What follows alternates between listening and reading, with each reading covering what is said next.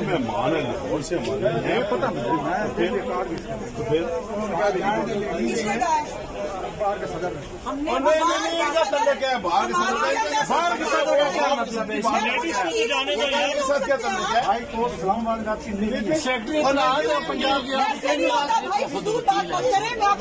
बाहर के काट के मैं हर पाकिस्तान के हर बार में जा सकती हूँ। ये क्या तरीका का है? उनको क्यों रोक रहे हैं आप खुद हाल करना चाह रहे हैं। ये बाहर के सदस्य से बात बाहर के सदस्य आप ये साथ है ना यार। तो मैं करा रही हूँ बात। ये खुद हालात खराब करना चाह रहे हैं। आपको आपकी मर्जी है। तुम्हें नहीं आने दे रहे। मैं खुद जा कर रहा हूँ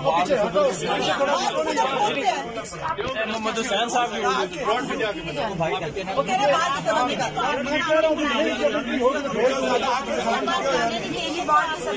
बात करें ना, बात सदर से बात करें, उनका नाम लिया, बात करें। अब खामोश। मैंने आपको पहले भी कहा मुझसे तमीज से बात करें। मैं आपसे तमीज से बात करती हूँ, मुझसे तमीज से बात करें।